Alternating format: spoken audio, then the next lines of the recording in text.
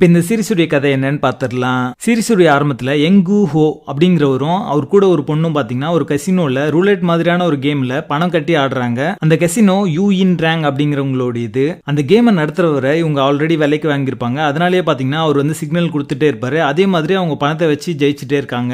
ஒரு இடத்துல you in rank பாத்தீங்கன்னா இது வந்து சரியில்லையே அப்படிங்கிற மாதிரி பார்த்துட்டு கேமை நானே கண்டக்ட் பண்றேன் அப்படிங்கிற மாதிரி அவங்க கிளம்புறாங்க. அப்பவுமே பாத்தீங்கன்னா அந்த நபர் அவங்களுக்கு வந்து சிக்னல் கொடுத்ததுனால அவங்க அந்த கேமுமே வின் பண்ணி மொத்த பணத்தையுமே அவங்க எடுத்துக்கிட்டு போற ஒரு சூழல் உண்டாகுது. பணத்தை இழந்த யூ இன் ரேங்கும் அதை ஜெயிச்ச அந்த பொண்ணும் சண்டை போட ஆரம்பிக்கிறாங்க. அந்த நேரத்துல ஜேம்ஸ் அப்படிங்கிற போலீஸ் ஆபீசரும் அவருடைய டீமும் அங்க வராங்க. அந்த பணம் இருக்கிற பேக்கை அந்த பெண் எடுத்துட்டு கிளம்புறாங்க. அதுக்கப்புறம் தான் அந்த பொண்ணுக்கு தெரிய வருது அதுல இருக்கிறது பணம் இல்ல அப்படிங்கறதும் இது மொத்தமாவே ஒரு கான் கேம் அப்படின்ற ஒரு விஷயமும். அதாவது அவங்கள யங் யூ ஹோ, யூ இன் ரேங், ஜேம்ஸ் இவங்க 3 பேருமே சேர்ந்து நாடகமாடி அவங்களோட பணத்தை ஏமாத்திருக்காங்க. இந்த கான் கேம் முடிஞ்சதுக்கு அப்புறமா யங் யூ ஹோ பாத்தீங்கன்னா ஒரு பீஸ்ஃபுல்லான லைஃப்ல வந்து லீட் பண்றாரு இதுல இருந்து விலகி. பட் ஜேம்ஸ் பாத்தீங்கன்னா அடுத்து ஒரு பிக் ஷாட் வில்லனை ஏமாத்த ட்ரை பண்ணி அவர்கிட்ட மாட்டிக்கிறாரு. அந்த வில்லன் பாத்தீங்கன்னா அவருடைய ஆட்களை வச்சு ஜேம்ஸ் அடிக்க அவர் ஹாஸ்பிட்டல்ல சீரியஸா அட்மிட் ஆகுறாரு. இந்த விஷயம் தெரிஞ்சதும் யங் யூ ஹோ, யூ இன் ரேங் இவங்க 2 பேரும் சேர்ந்து அந்த வில்லனை பழி வாங்கறதுக்காக ஒரு கான் கேம் வந்து பிளாட் பண்றாங்க. இதுக்கப்புறம் நடந்த சுவாரஸ்யமான விஷயங்கள் தான் இந்த சீரிஸுடைய கதையே.